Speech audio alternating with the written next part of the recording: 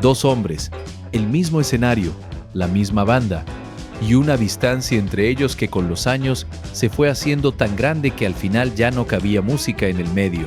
Eso es lo que ocurre en las mejores bandas cuando algo se rompe. La música no desaparece de golpe. Va perdiendo espacio poco a poco. Primero, desaparece del camerino, luego del estudio. Y cuando ya no hay forma de encontrarla en ninguno de los dos sitios, alguien recoge su guitarra y se va. O alguien cambia la cerradura y ya no deja entrar al otro. Las historias que vamos a contar hoy son de ese tipo. 6 conflictos dentro de algunas de las bandas más grandes de la historia del rock. Conflictos que no eran solo peleas por dinero ni por protagonismo, aunque a veces lo pareciera. Eran peleas sobre quién era la banda, sobre qué significaba lo que habían construido juntos, sobre quién tenía derecho a decidir a dónde iba todo aquello. Y en cada uno de esos conflictos, en el momento exacto en que todo estalló, la música que salió al otro lado fue diferente, a veces mejor, a veces peor, siempre distinta. Hay una de estas historias que quiero que tengas en la cabeza durante todo lo que vamos a contar. Una historia que tiene un detalle que la mayoría de la gente que conoce la banda no conoce. Un momento que ocurrió a puerta cerrada en una sala sin cámaras que explica por qué la música que escuchamos hoy suena como suena y no de otra manera. Cuando lleguemos ahí, lo vas a entender todo. Pero antes, tenemos que empezar por el principio. Y el principio, en esta historia, huele a cuero y a gasolina y al asfalto mojado de una autopista de California en 1971. El año en que los Eagles se formaron.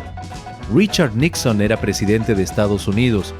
La guerra de Vietnam todavía consumía chicos de 20 años y el rock californiano intentaba decidir si seguía siendo la música del verano eterno o si tenía algo más urgente que decir.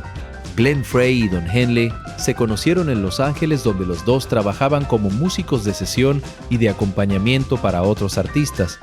Frey tenía 23 años, Henley 24. Los dos tenían ambición. Los dos tenían la certeza, esa certeza que da miedo cuando uno la examina demasiado de cerca, de que lo que estaban haciendo para otros era mejor que lo que hacían los otros para sí mismos. Los Eagles nacieron de esa certeza, y desde el principio, Frey y Henley fueron el motor, los compositores principales, los que tomaban las decisiones sobre el sonido, sobre las letras, sobre la dirección artística. Bernie Leadon y Randy Meisner, los otros dos miembros fundadores, también componían y también tenían sus ideas sobre a dónde debía ir la banda. Pero Frey y Henley tenían algo que los otros dos no tenían, la capacidad de no ceder cuando creían que tenían razón. Hotel California, publicado en 1977, fue el disco que convirtió a los Eagles en algo más que una banda de rock country. Fue el disco que los convirtió en un fenómeno cultural. La canción que da título al álbum vendió millones de copias, ganó el Grammy y se instaló en el imaginario popular de una manera que pocas canciones consiguen. Cualquier persona en cualquier parte del mundo reconoce esos primeros acordes de guitarra. Pero dentro de la banda, mientras esa canción llegaba a todos los rincones del planeta, algo llevaba años agrietándose. Don Felder, que había escrito el riff de guitarra de Hotel California, la parte más reconocible de una canción que el mundo entero conoce, llevaba años sintiéndose marginado dentro de una banda que él había ayudado a construir. Frey y Henley tomaban las decisiones. Frey y Henley cobraban más en concepto de royalties de composición. Frey y Henley eran la cara pública de los Eagles, incluso cuando los otros tres estaban en el escenario al mismo tiempo. Felder lo toleró durante años, lo toleró mientras la banda vendía millones de discos, mientras llenaban estadios, mientras The Long Run, el álbum que siguió a Hotel California, llegaba al número 1, lo toleró hasta que dejó de poder tolerarlo. El punto de quiebre llegó el 31 de julio de 1980, en un concierto benéfico en el Long Beach Arena. Felder y Frey se enzarzaron en una discusión en el escenario durante la actuación, visible para quien supiera leer el lenguaje corporal de dos hombres que se odian mientras tocan juntos. Al finalizar el concierto, la pelea continuó en el camerino. Las palabras que se dijeron esa noche son las que Felder reprodujo en su autobiografía casi 30 años después. con una precisión que sugiere que no las había olvidado ni un solo día. Los Eagles se disolvieron 2 semanas después. El comunicado oficial habló de agotamiento creativo y de la necesidad de cada miembro de explorar proyectos individuales. El comunicado oficial no mencionó la discusión del escenario ni lo que pasó en el camerino. Pasaron 14 años. En 1994, los Eagles se reunieron para un álbum en directo llamado Hell Freezes Over. El título era una referencia irónica a algo que Henley había dicho años antes cuando le preguntaron si los Eagles volverían a tocar juntos alguna vez. La respuesta había sido, cuando el infierno se congele. El infierno se congeló, los Eagles volvieron, y el álbum vendió millones de copias y la gira que lo acompañó fue una de las más rentables de la historia del rock. La ironía es que la reunión generó más dinero que ningún periodo anterior en la historia de la banda. Los conflictos que habían parecido irreconciliables se reconciliaron en cuanto había suficiente dinero encima de la mesa. Eso dice algo sobre la naturaleza de ciertos conflictos y sobre la capacidad humana de convivir con contradicciones cuando la alternativa es dejar suficiente dinero sobre la mesa. Don Felder fue despedido de los Eagles en 2001. La segunda ruptura fue definitiva. Su autobiografía, Heaven and Hell, My Life in the Eagles, publicada en 2008, fue respondida con una demanda legal por parte de sus ex compañeros. La historia de Hotel California, la canción que todo el mundo conoce, es también la historia de un hombre que escribió su parte más importante y que terminó en los tribunales por contar cómo fue. Hay bandas que se rompen por dinero. Hay bandas que se rompen por egos. Y hay bandas que se rompen porque 2 personas que eran exactamente iguales en los momentos que importaban, empezaron a ser completamente diferentes en los momentos que importaban todavía más. John Lennon y Paul McCartney se conocieron en Liverpool en 1957. Lennon tenía 16 años, McCartney 15, y desde el principio hubo entre ellos algo que es muy difícil de describir sin que suene a cliché. Una forma de completarse que hacía que la música que escribían juntos fuera diferente a cualquier cosa que pudieran escribir por separado. Durante la primera mitad de los años 60, eso fue suficiente. La Beatlemania era un fenómeno que lo superaba a los 4 en términos de escala, de histeria, de presión cotidiana. Y en ese contexto, la capacidad de Lennon y McCartney de crear canciones juntos sentados en la misma habitación, desafiándose mutuamente a hacer algo mejor que lo que acababan de hacer, fue el motor que mantuvo todo en movimiento. El problema vino cuando dejaron de escribir juntos de esa manera. Hay un momento preciso en que algo cambió. Rubber Soul, de 1965, todavía tenía esa sensación de colaboración real. Revolver, de 1966, empezaba a mostrar grietas. Sgt. Pepper de 1967 era un álbum donde las canciones de Lennon y las de McCartney convivían más que se fusionaban. Y The White Album, de 1968, fue donde el problema ya no podía ignorarse, 4 hombres grabando en el mismo estudio lo que en muchos casos eran proyectos casi en solitario. ¿Qué había pasado? Varias cosas al mismo tiempo, que es como suelen pasar las cosas que lo cambian todo. Lennon había conocido a Yoko Ono en noviembre de 1966. La relación transformó a Lennon de una manera que sus compañeros de banda sintieron como una invasión. Yoko empezó a aparecer en las sesiones de grabación, se sentaba junto a la consola, opinaba. En una cultura de estudio donde las parejas de los músicos nunca entraban al espacio de trabajo, eso fue leído como una provocación, aunque Lennon nunca lo presentara así. McCartney, por su parte, había asumido después de la muerte de Brian Epstein, su manager, en agosto de 1967, el papel de director artístico de facto de la banda. Tomaba decisiones, proponía proyectos, organizaba grabaciones. Eso irritaba a Lennon, que veía en esa actitud algo parecido a condescendencia, aunque McCartney lo vivía simplemente como la necesidad de que alguien llevara el timón. Y luego estaba Alan Klein. Klein era un manager americano de reputación agresiva que en 1969 se ofreció a llevar los asuntos de los Beatles. Lennon, Harrison y Starr lo aceptaron. McCartney quería a Lee Eastman, el padre de su novia Linda. El desacuerdo sobre quién debía manejar el dinero fue la última decisión que los Beatles tomaron en desacuerdo total, y resultó ser la que no tenía vuelta atrás. El 10 de abril de 1970, McCartney publicó un comunicado anunciando su separación de los Beatles. Lo hizo a través de la nota de prensa de su primer álbum en solitario. No hubo reunión previa. No hubo conversación final. El fin de la banda más importante de la historia de la música popular se anunció a través de una hoja de papel con preguntas y respuestas que McCartney se hizo a sí mismo. Lennon, cuando lo leyó, dijo que en realidad él ya había dejado la banda meses antes, en privado, y que McCartney se le había adelantado al hacerlo público. Eso también dijo algo, que los dos llevaban meses operando como si la banda ya no existiera sin que ninguno lo hubiera dicho en voz alta.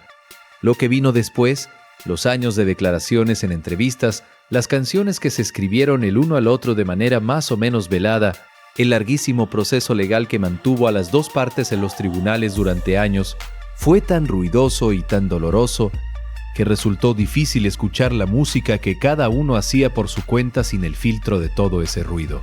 Lennon murió en diciembre de 1980. Tenía 40 años. Nunca hubo reunión. La pregunta de qué habría hecho la música si Lennon y McCartney hubieran encontrado la manera de seguir escribiendo juntos durante los años 70 es de las que el rock lleva más de 5 décadas haciéndose sin. Respuesta: Sgt. Pepper y Abbey Road están ahí como evidencia de lo que eran capaces cuando funcionaban. Y el silencio de lo que no llegó a grabarse está ahí también igual de grande aunque invisible. Roger Waters y David Gilmour nunca fueron amigos en el sentido en que lo fueron Lennon y McCartney. Nunca hubo entre ellos esa química inmediata, ese reconocimiento mutuo que hace que dos personas entiendan desde el principio que se necesitan la una a la otra. Lo que hubo fue algo más complicado y a su manera más interesante. Waters era el arquitecto, el conceptualista, el hombre que tenía visiones completas de lo que debía ser un álbum, de lo que debía comunicar, de qué tipo de experiencia debía producir en quien lo escuchara. Gilmour era el intérprete, el hombre que tomaba las ideas de Waters y las convertía en algo que los dedos podían tocar y los oídos podían seguir. Juntos habían creado The Dark Side of the Moon, Wish You Were Here y The Wall, 3 de los álbumes más vendidos y más influyentes de la historia del rock. Y durante todo ese tiempo la tensión entre ellos había estado ahí, como un cable bajo tensión que funciona perfectamente mientras nadie lo toca. El cable se rompió durante la gira de The Wall en 1980 y 1981. Waters había diseñado el concierto como una experiencia teatral total, una pared física que se construía en el escenario durante la primera mitad del show y que separaba a la banda del público. La metáfora era exacta con lo que la música de Pink Floyd llevaba años describiendo: el aislamiento del artista, la distancia que crea la fama, la imposibilidad de conectar de verdad con las personas que te admiran. Pero lo que Waters había diseñado como metáfora se había convertido también en una descripción literal de lo que estaba ocurriendo dentro de la banda. Waters tomaba todas las decisiones, Waters controlaba todos los aspectos del proyecto. Rick Wright, el teclista que había sido miembro fundador de Pink Floyd, fue despedido durante la grabación de The Wall. Waters lo hizo así.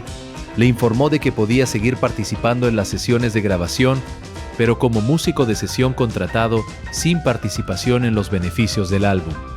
Gilmour lo aceptó en ese momento, o más exactamente, no lo impidió. Y eso fue una de las cosas que más le costó años después, haber dejado que ocurriera sin plantar cara. En 1983, Waters publicó The Final Cut, un álbum que llevaba el nombre de Pink Floyd, pero que en la práctica era su proyecto en solitario. Gilmour participó de manera mínima, Mick Mason tampoco tuvo mucho espacio. Cuando salió el álbum, Waters declaró en una entrevista que Pink Floyd era un proyecto agotado que no tenía razón de seguir existiendo. En diciembre de 1985, Waters envió una carta formal a su sello discográfico comunicando su salida de Pink Floyd. y añadió algo que muy pocas personas hacen cuando abandonan un proyecto. Intentó disolver legalmente la banda para que nadie más pudiera usar el nombre. Gilmour y Mason, con Rick Wright de vuelta, dijeron que no. En 1987, Pink Floyd publicó A Momentary Lapse of Reason sin Roger Waters. Waters respondió con declaraciones públicas en las que cuestionaba si aquello podía llamarse Pink Floyd sin él, que había sido el compositor principal de todo lo que había hecho grande a la banda desde los años de Syd Barrett. Gilmour respondió que Pink Floyd era más que una persona. Los dos tenían razón. Y esa es la cosa más incómoda de esta historia. A Momentary Lapse of Reason vendió millones de copias. La división Bell, el siguiente álbum sin Waters también. Pink Floyd sin Roger Waters funcionaba comercialmente. Y eso fue, para Waters, probablemente el resultado más difícil de aceptar de todos los posibles. Que el proyecto que él había declarado muerto podía seguir viviendo sin él. Hubo un momento de tregua en julio de 2005, durante el Live 8, el concierto benéfico organizado por Bob Geldof en Hyde Park. Waters, Gilmour, Mason y Wright subieron al escenario juntos por primera vez en 24 años.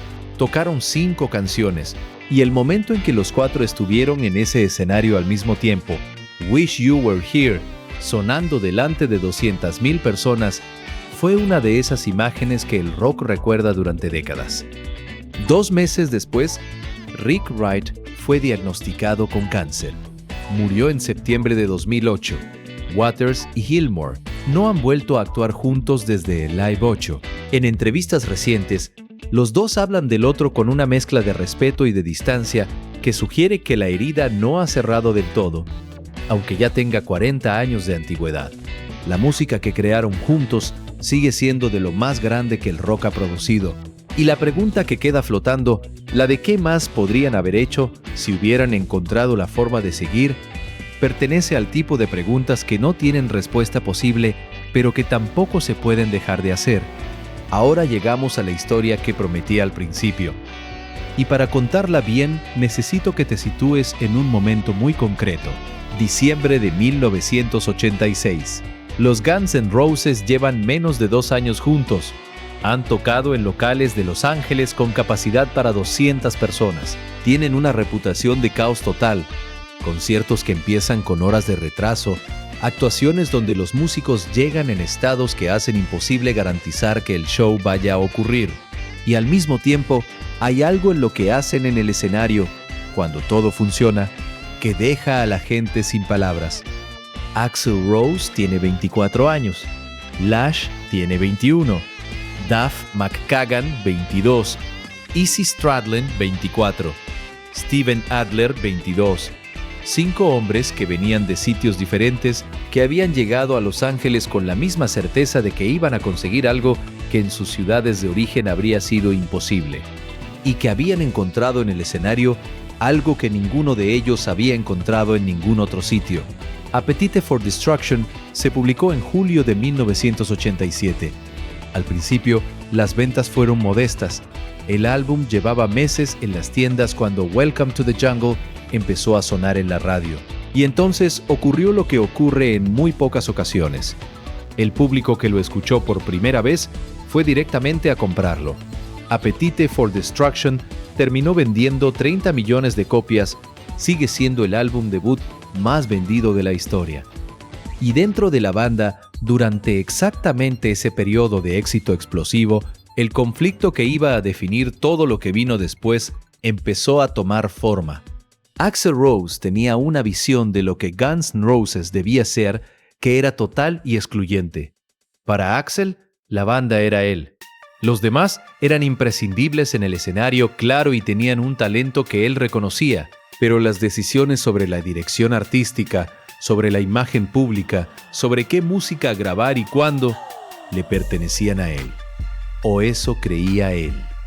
Slash tenía una idea diferente. Slash era guitarrista de la vieja escuela. Creía en el trabajo, en las giras, en la disciplina de tocar en vivo cientos de noches al año para mantener el filo. Creía que una banda de rock debía comportarse como una banda de rock. Y veía en Axl una tendencia al control y al aislamiento que le resultaba cada vez más difícil de separar de la música que hacían juntos. El punto donde el conflicto se hizo imposible de ignorar fue Use Your Illusion, el proyecto de doble álbum que la banda grabó entre 1990 y 1991. Axl había contratado a un teclista, Dizzy Reed, y había decidido que el sonido de Guns N' Roses iba a expandirse hacia territorios más orquestados y más complejos. Slash lo aceptó, pero con una resistencia que en las sesiones de grabación se sentía en el ambiente. Hubo días en el estudio donde los dos no estaban en la misma sala al mismo tiempo, si podía evitarse. Use Your Illusion I y T se publicaron el mismo día de septiembre de 1991 y juntos llegaron al número 1 y al número 2 de las listas americanas simultáneamente.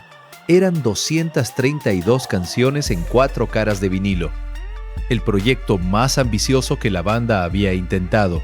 Y también, aunque en ese momento nadie lo habría dicho así, el último momento en que todos los miembros originales estaban todavía dentro. Izzy Stradlin, el guitarrista que había cofundado la banda con Axl en Indiana antes de que hubiera ningún otro miembro, dejó la banda en noviembre de 1991 mientras estaba en marcha la gira más grande de la historia de Guns N' Roses. Sus razones fueron la fatiga y el desacuerdo con la dirección que estaba tomando el grupo. Lo dejó en marcha sin acabar la gira y no hubo comunicado dramático ni declaraciones de guerra. Solo se fue. Steven Adler, el batería original, había sido despedido en 1992 después de que su consumo de heroína lo hubiera hecho demasiado imprevisible para sostener las sesiones de grabación. Y en 1996, después de que el proyecto Chinese Democracy, el álbum que Axl llevaba años prometiendo, se convirtiera en algo que consumía presupuestos y tiempo sin producir ningún disco, Slash anunció su salida de la banda. La salida de Slash fue el momento que definió el fin de los Guns N' Roses originales, porque Slash era, junto con Axl, el rostro más reconocible de la banda. El sombrero de copa, la melena, la Gibson Les Paul. Cuando Slash se fue, mucha gente que seguía a la banda decidió que Guns N' Roses había terminado, aunque Axl siguiera usando el nombre. Chinese Democracy se publicó finalmente en noviembre de 2008. Axl llevaba 14 años trabajando en él. El presupuesto de producción se estimó en $13 millones, lo que lo convirtió en uno de los álbumes más caros de la historia. Las críticas fueron mixtas, las ventas decepcionantes comparadas con lo que Appetite for Destruction había vendido. Y aquí está el detalle que prometía al principio, el que no todo el mundo conoce. Durante los años en que Chinese Democracy se gestaba, Axl Rose y Slash tuvieron una conversación privada, de la que hay versiones distintas según a quien le preguntes, en la que Slash le ofreció a Axl volver a la banda para terminar el álbum juntos. Las condiciones exactas de lo que se dijo en esa conversación nunca se han confirmado del todo. Lo que sí se sabe es que la conversación terminó sin acuerdo. Si Slash hubiera vuelto entonces, Chinese Democracy habría sido otro disco, quizás mejor, quizás peor, pero sin duda diferente. Y la historia de Guns N' Roses en los siguientes 10 años habría tomado una dirección que nadie puede calcular. En lugar de eso, Slash siguió con Velvet Revolver. Axl siguió con su versión de Guns N' Roses. Y el álbum llegó finalmente sin el guitarrista que había definido el sonido de la banda. La reunión sí llegó, pero mucho después. En 2016, Axl, Slash y Duff McKagan volvieron al escenario juntos en el Festival Coachella. La gira que siguió, Not in This Lifetime, fue una de las más rentables de la historia del rock en vivo. Más de $580 millones recaudados en 2 años de actuaciones por todo el mundo. El nombre de la gira, Not in This Lifetime, era una referencia a algo que Axl había dicho cuando le preguntaron si alguna vez volvería a tocar con Slash. Había dicho que nunca, que en esta vida no. Y luego sí.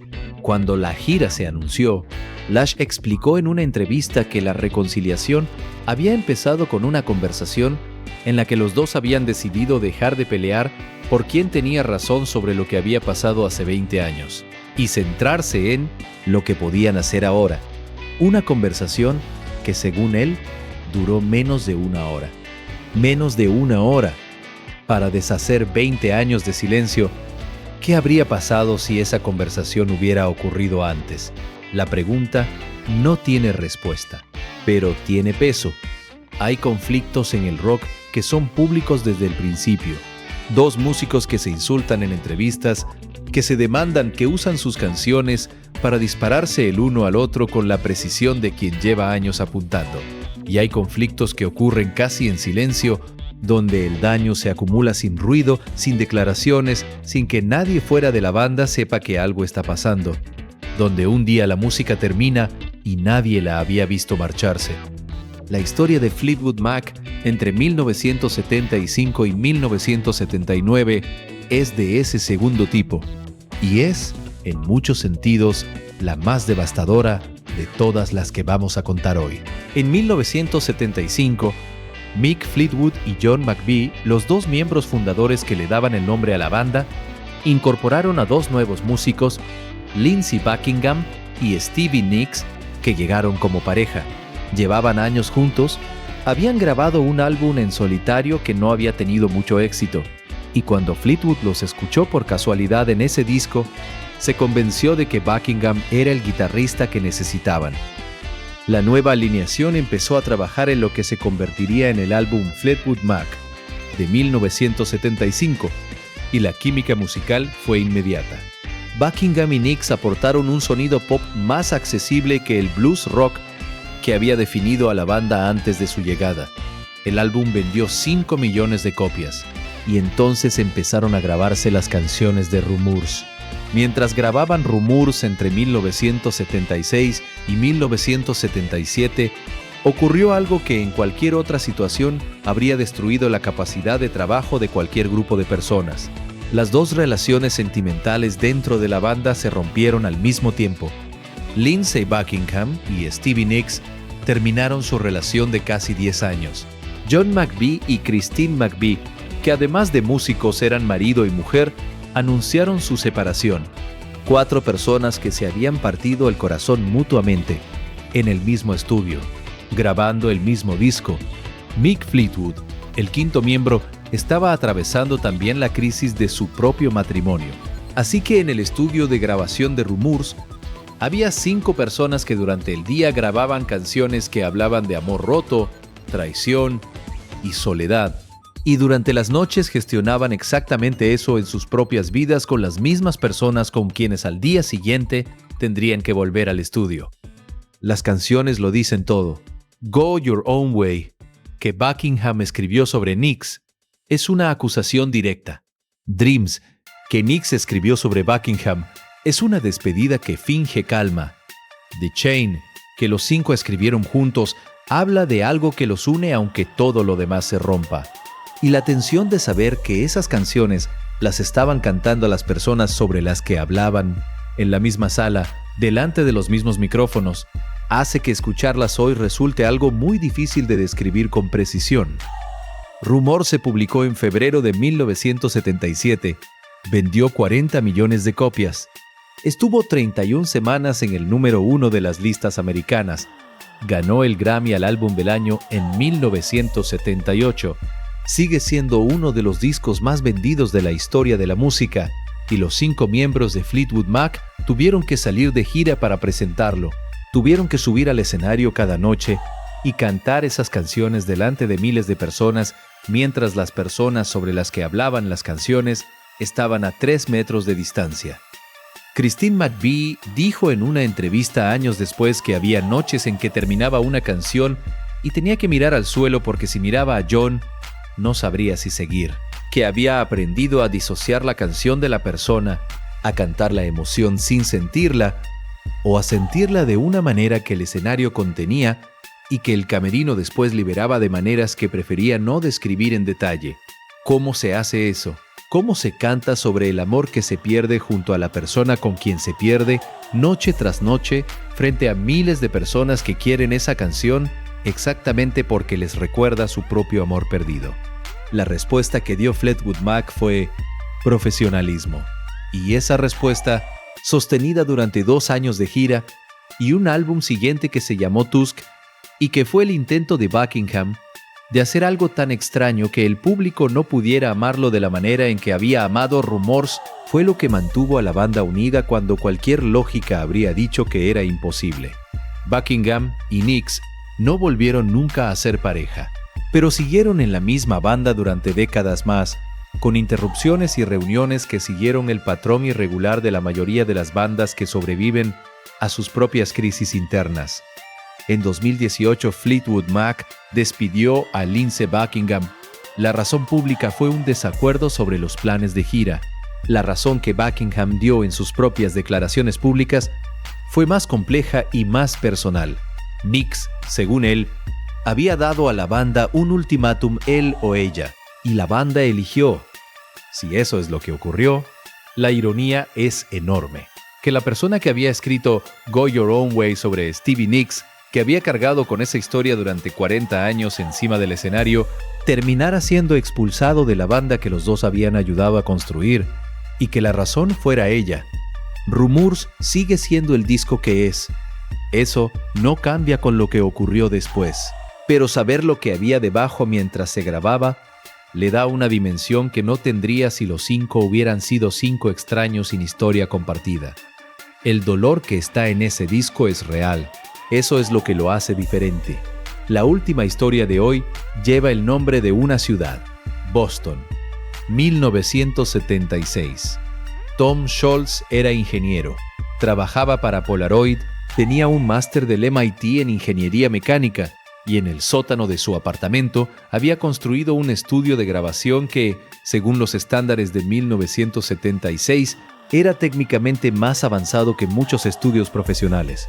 Scholz era el tipo de persona que si no encontraba el sonido que buscaba, construía el aparato que lo producía. Y durante años había pasado sus noches y sus fines de semana grabando demos de canciones que tenía en la cabeza y que no encontraban el camino hacia ningún lado. Hasta que Epic Records escuchó una de esas demos. Boston, el álbum debut del grupo que Scholz había formado en torno a esas grabaciones, se publicó en agosto de 1976. More Than a Feeling, el primer single, era la clase de canción que las radios de rock americanas llevaban años esperando sin saberlo.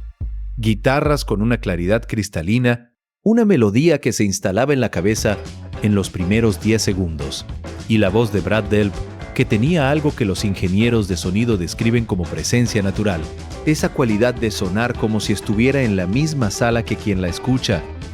Boston vendió más de 17 millones de copias en Estados Unidos.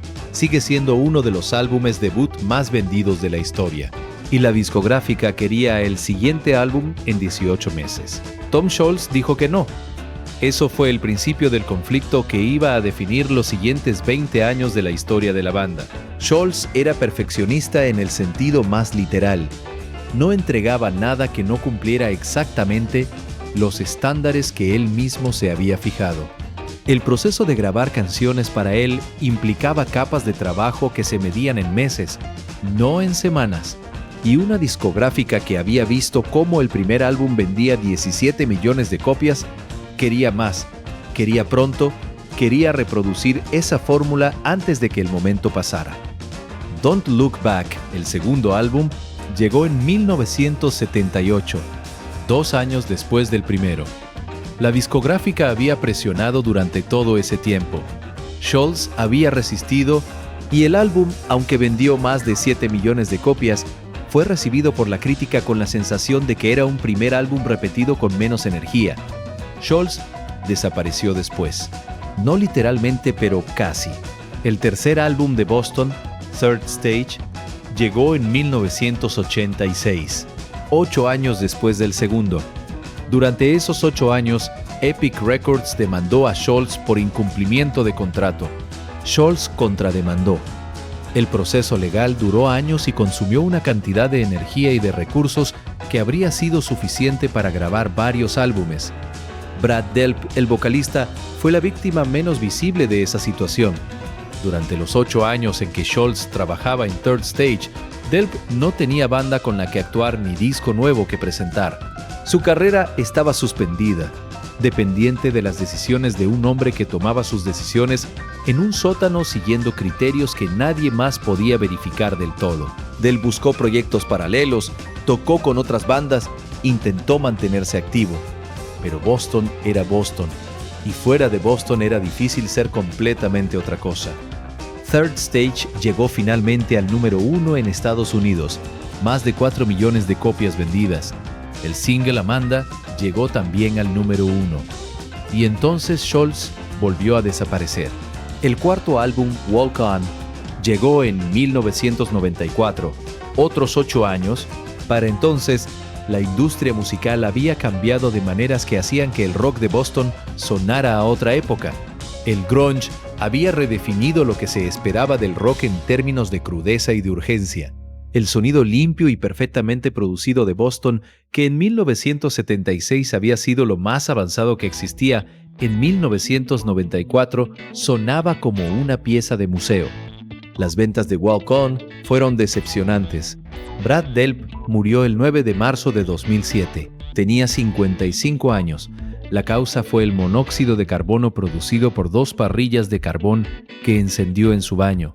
Dejó varias notas. Una de ellas decía que era el hombre más desdichado del mundo. Tom Scholz, al conocer la noticia, hizo algo que sorprendió a muchos. Culpó públicamente a la exnovia de Delp de contribuir a su estado emocional. La exnovia respondió legalmente. La muerte de Delp generó una segunda ronda de conflictos que duraron años.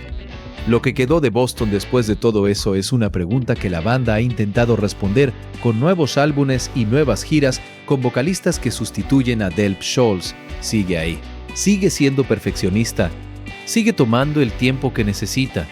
More Than a Feeling sigue sonando en las radios de rock classic de todo el mundo, casi 50 años después de que Scholz la grabara en su sótano, y cada vez que suena, hay personas que no saben nada de lo que ocurrió después del primer álbum que la escuchan como si fuera simplemente una canción perfecta de 1976. Y en cierto sentido lo es. La canción no sabe nada de los procesos legales, ni de las 8 años de espera, ni de lo que le ocurrió a Brad Delp. La música no sabe nada de lo que cuesta hacerla. Eso es lo más extraño de todo, que puede ser perfecta y que detrás de esa perfección puede haber algo completamente roto y que cuando la escuchas no siempre puedes distinguir una cosa de la otra.